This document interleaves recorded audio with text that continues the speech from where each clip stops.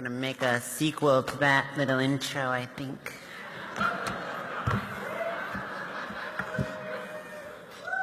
I didn't have final cut on that.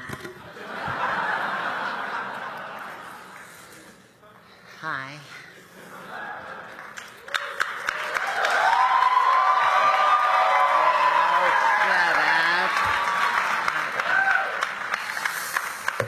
I also didn't get my homework in time. Just doing it last minute, so I don't have it in the nifty pretend that I'm not really reading this. So you'll know I'm reading this. Okay. Haven't given a speech ever.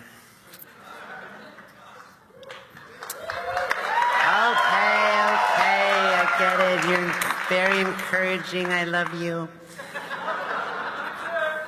So, I'm at my hairdresser's.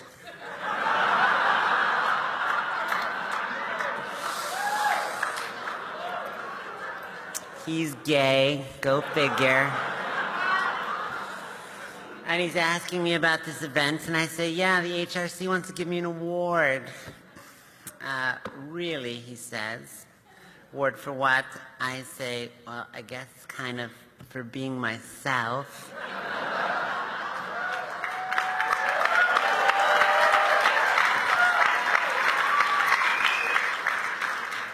He's like playing with my hair and he's looking at me like,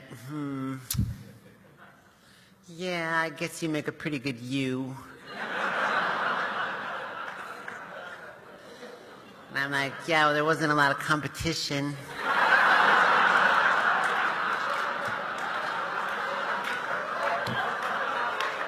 And then because he's a catty bitch, he goes, yeah, good thing, just imagine if you had lost.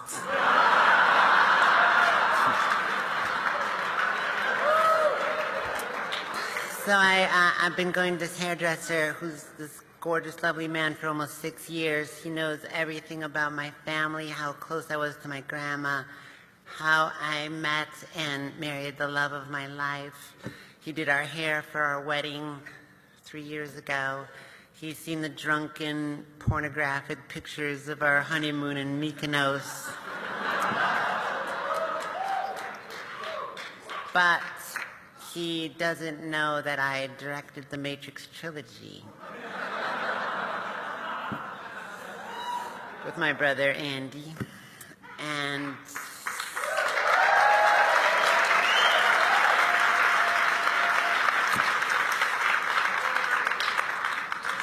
so he knows all about who I am, but he doesn't know what I do. Conversely, I was recently out to dinner with a mixture of friends and strangers who are all very excited to meet a Hollywood director. But all they want to do is ask about Keanu Reeves, Tom Hanks, and Halle Berry. And throughout the dinner, they repeatedly refer to me as he or one of the Wachowski brothers. Sometimes using half my name, La.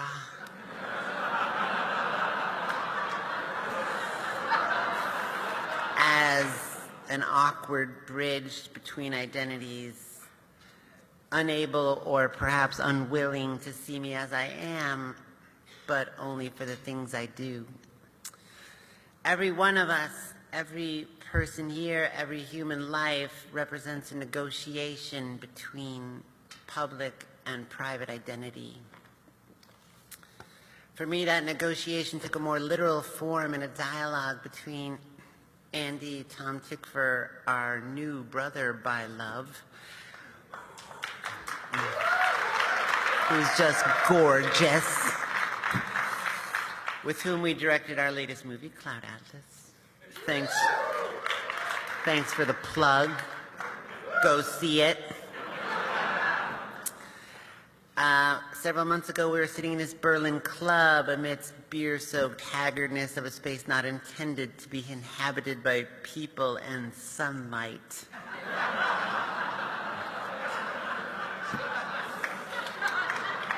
Trying to decide if we should shoot this introduction to a trailer for our movie that's about to be posted online Tom Hanks was supposed to do it, but now he was unavailable. Andy and I have not done press or made a public appearance, including premieres, in over the 12 years. People mistakenly believe that this has to do with my gender. It does not. After The Matrix was released in '99, we both experienced this alarming contraction of our world and thus our lives. We became acutely aware of the preciousness of anonymity, understanding it as a form of virginity, something you only lose once. Anonymity allows you access to civic space, to a form of participation in public life, to an egalitarian invisibility that neither of us was prepared to give up. We told Warner Brothers that we decided we didn't want to do press anymore. They told us, no. This is absolutely not. This is non-negotiable. Directors are essential to selling, marketing a movie. We said, okay, we get it. So if it's a choice between making movies or doing press, we've decided we're not going to make movies.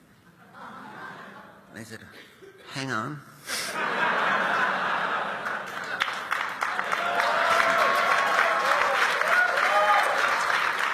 Like, maybe there's a little room for negotiation. So this position and that negotiation was being re-examined in Berlin 3 months ago. All of us are conscious of the fact that not only will it be Andy and my first public appearance in a long time, but it'll also be the first time that I speak publicly since my transition. Parenthetically, this is a word that is a very complicated subject for me because of its complicity in a binary gender narrative that I am not particularly comfortable with.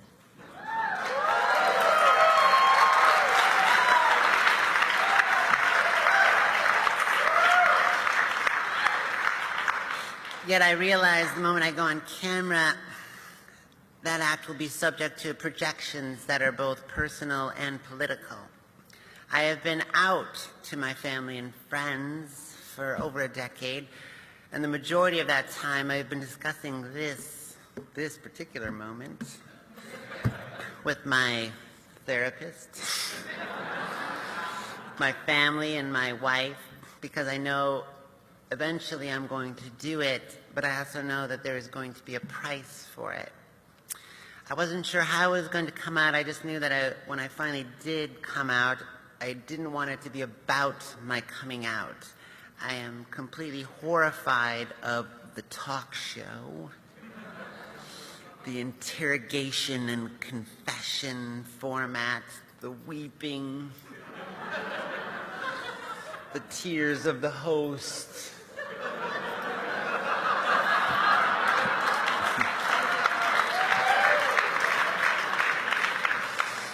Whose sympathy underscores the inherent tragedy of my life as a transgendered person.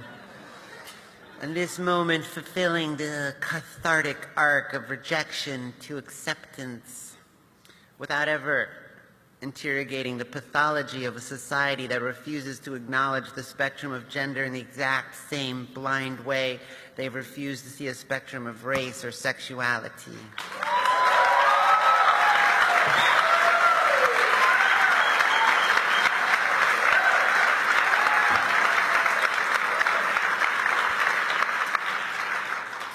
So the three of us talk. We like to talk. You're probably realizing right now, uh-oh, we got a talker here. There will be an intermission after about an hour or so.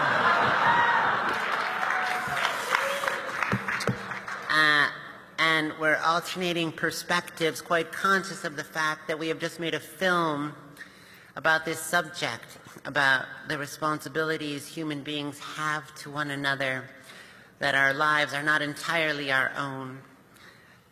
There is dialogue from the film merging easily with our discussion, and I find myself repeating a line from a character who I was very attached to, who speaks about her own decision to kind of come out.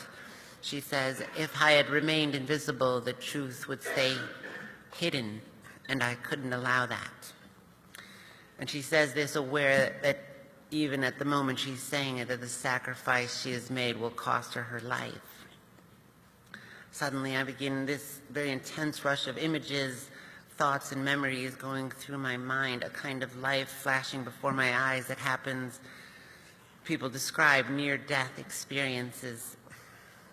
As it begins, I start to understand just how complex the relationship between visibility and invisibility has been throughout my life. I remember the third grade. I remember recently moving and transferring from a public school to a Catholic school. In public school, I played mostly with girls. I have long hair, and everyone wears jeans and t-shirts. In the Catholic school, the girls wear skirts, the boys wear pants. I am told I have to cut my hair. I want to play foursquare with the girls, but now I am one of them. I am one of the boys. Early on, I am told to get in line after a morning bell, girls in one line, boys in the other. I walk past the girls, feeling this strange, powerful gravity of association. Yet some part of me knows I have to keep walking. As soon as I look towards the other line, though, I feel a feeling of differentiation that confuses me. I don't belong there either. I stop in between them. The nun, I realize, is staring at me, and then she's shouting at me, and I don't know what to do. She grabs me, and then she's yelling at me. I'm not trying to disobey. I'm just trying to fit in. My silence infuriates her, and she starts to hit me. And suddenly, most improbably, if it happened in a movie, you would never believe this, but there's these screeching tires, and my mom suddenly just happened to be driving by. It's like, totally true. She jumps out of her car, she hurls herself at this nun, rips me away from her, rescuing me. She warns her, the nun, never to touch me again. And I have.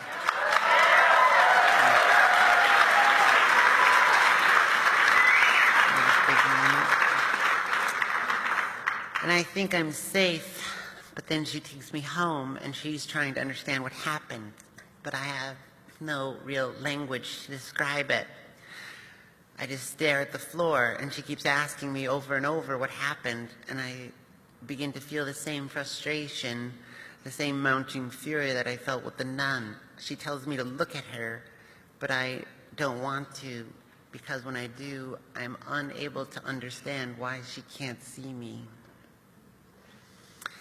The last time I was asked to make a speech like this one, as my 8th grade graduation. I was valedictorian of my class, and Mr. Henderson, my teacher, informed me that I got to give a speech as a result of being valedictorian. I didn't think this was a very good deal.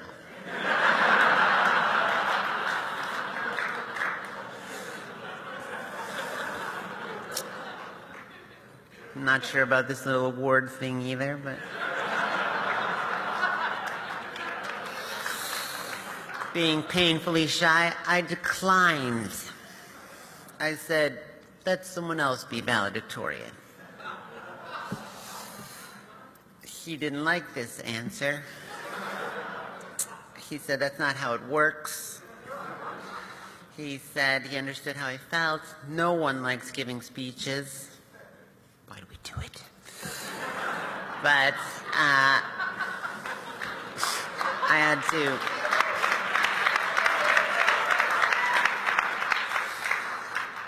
Sometimes I had to think about not just myself. I had to speak for my class, and I had to speak for my parents, who would be very proud of me, he said.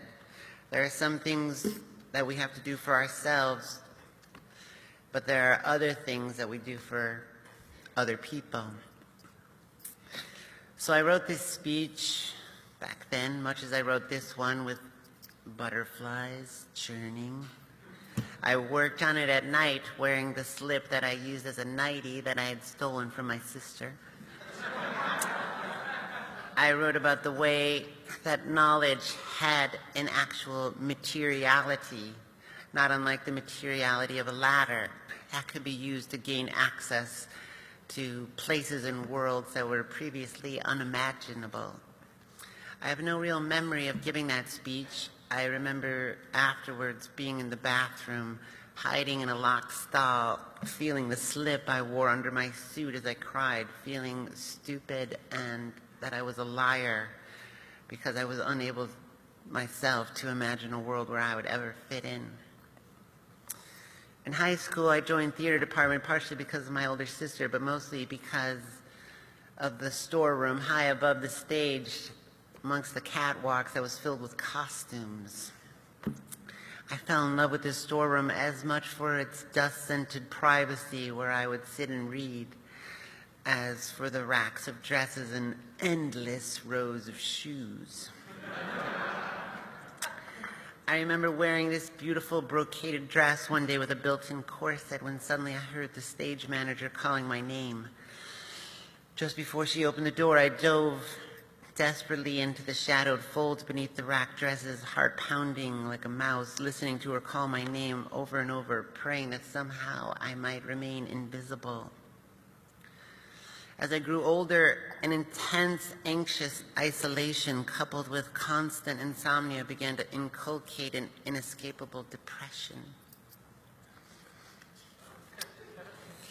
I have never slept much, but during my sophomore year in high school, when I watched many of my male friends start to develop facial hair, I kept this strange, relentless vigil, staring in the mirror for hours, afraid of what one day I might see. Here, in the absence of words to defend myself, without examples, without models, I began to believe voices in my head that I was a freak, that I am broken, that there is something wrong with me, that I will never be lovable.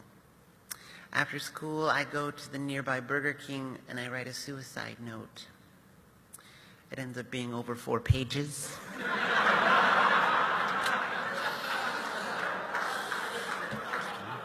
I'm a little talkative. But it was addressed to my parents, and I really wanted to convince them that it wasn't their fault. It was just that I didn't belong. I cry a lot as I write this note, but the staff at Burger King have seen it all before. And they seem immune. I was very used to traveling home quite late because of the theater. I know the train platform will be empty at night because it always is. I let the B train go by because I know the A train will be next and it doesn't stop. When I see the headlight, I take off my backpack and I put it on the bench. It has the note in front of it. I try not to think of anything but jumping as the train comes. Just as the platform starts to rumble, suddenly I notice someone walking down the ramp. It is a skinny older man wearing overly large 1970s square-style glasses that remind me of the ones my grandma wears. He stares at me the way animals stare at each other. I don't know why he wouldn't look away. All I know is that because he didn't, I am still here.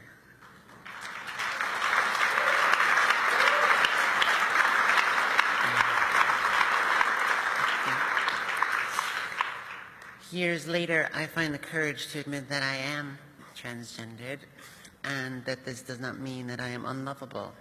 I meet a woman, the first person that has made me understand that they love me not in spite of my difference, but because of it. She is the first person to see me as a whole being. And every morning I get to wake up beside her. I can't tell you how grateful I have been for those 2 blue eyes in my life.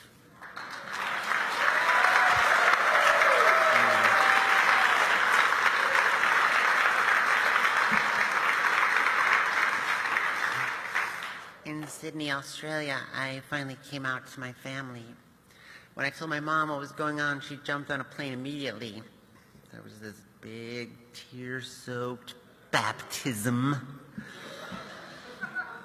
And she confessed that she'd been afraid to come here to arrive and grieve the loss of her son. But when she arrived, she found it wasn't so much as a death as it was a discovery, that there was this other part of me, an unseen part, and she felt it was like a gift because now she could get to know that part of me.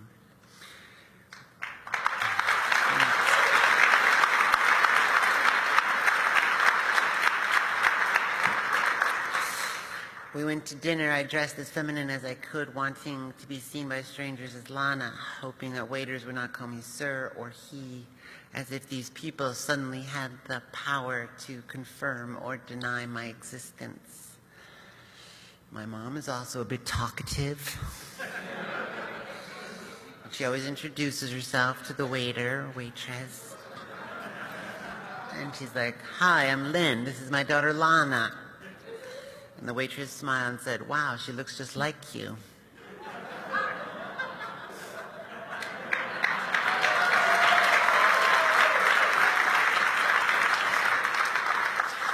When my dad arrived, he shrugged it off, easier than accepting that his wife and daughter had once voted for Jane Byrne instead of Harold Washington, a choice that still rankles him today. He said, "Look, if my kid wants to sit down and talk to me, I'm a lucky man. What matters is that you're alive, you seem happy, and that I can put my arms around you and give you a kiss."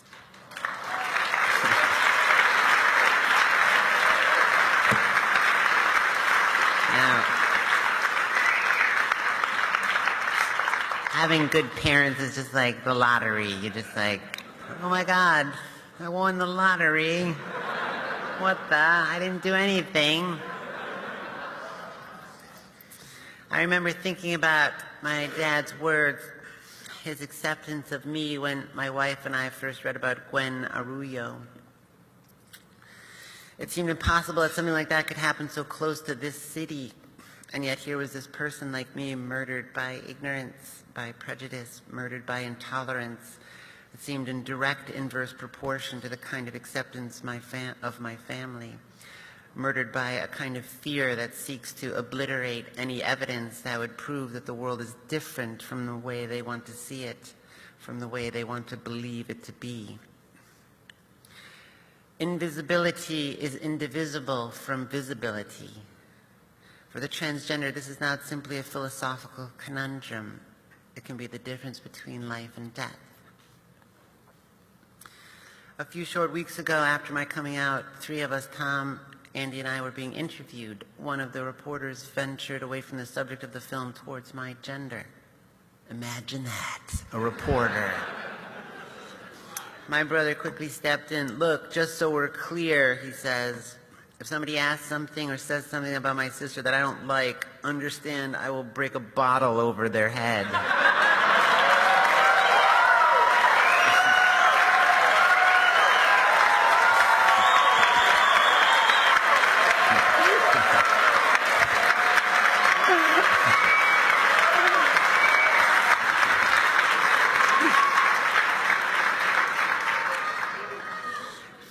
Few words express love clearer than these.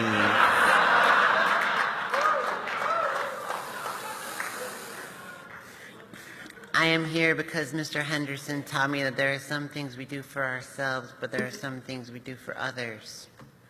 I am here because when I was young, I wanted very badly to be a writer.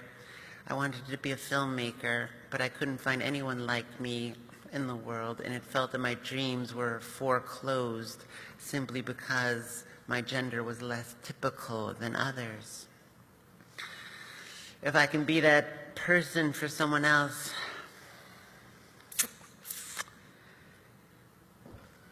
then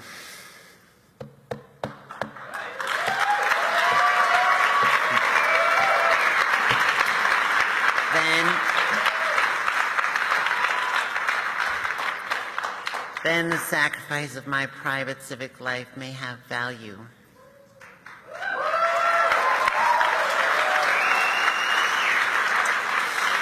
I know I am also here because of the strength and courage and love that I am blessed to receive from my wife, my family, and my friends. And in this way, I hope to offer their love in the form of my materiality to a project like this one started by the HRC, so that this world that we imagine in this room might be used to gain access to other rooms, to other worlds previously unimaginable.